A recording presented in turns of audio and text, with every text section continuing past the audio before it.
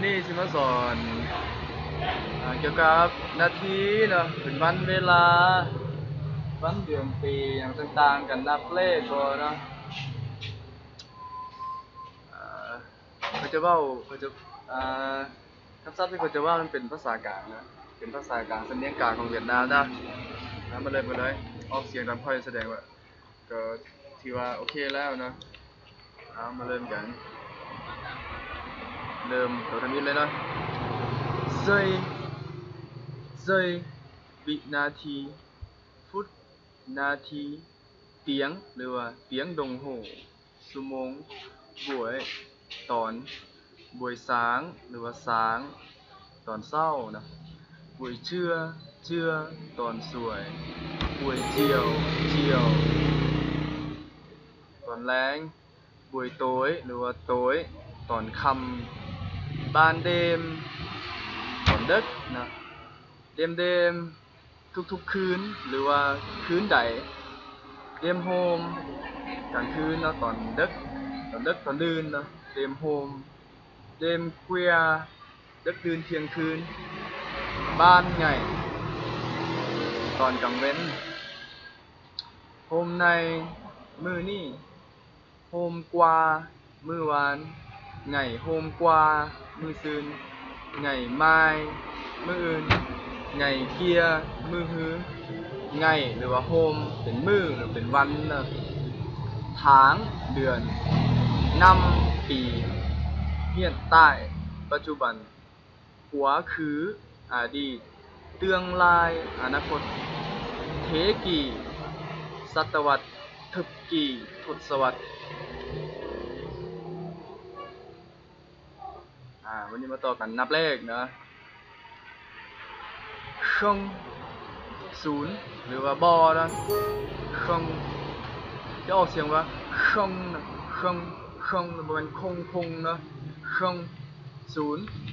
một หนึ่งhai song ba สามbốnสี่nămห้าsáu hốc bảy chết támแปดchínเก้าmườiสิบแล้วก็มาต่อนะ11 12 13กับ11 12 13 14ไปนะคือก็ภาษาลาวเฮา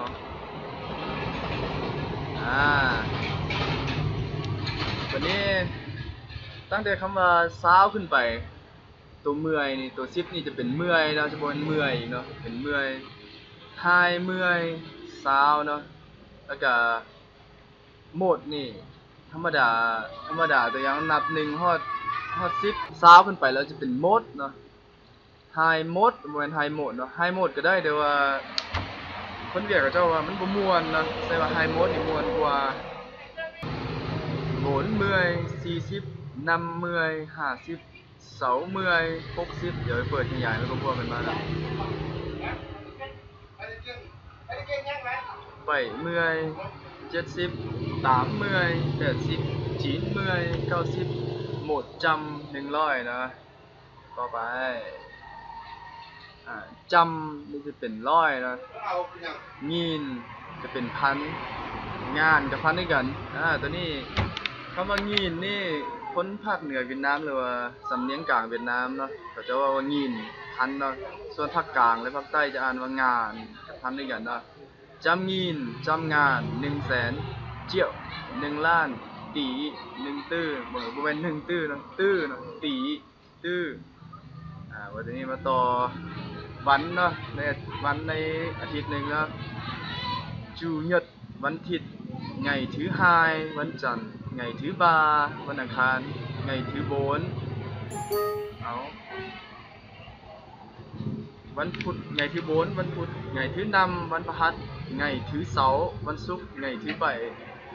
วันเสาร์นะก็คือกับมื้อที่1มื้อที่2มื้อที่2มื้อที่3มื้อที่4มื้อที่5มื้อที่6มื้อที่7เนาะถือแปลว่าทีลำดับทีหรือว่าทีนะไงถือกับมื้อที่2จูเนียร์จะเป็นวันที่ต่อไป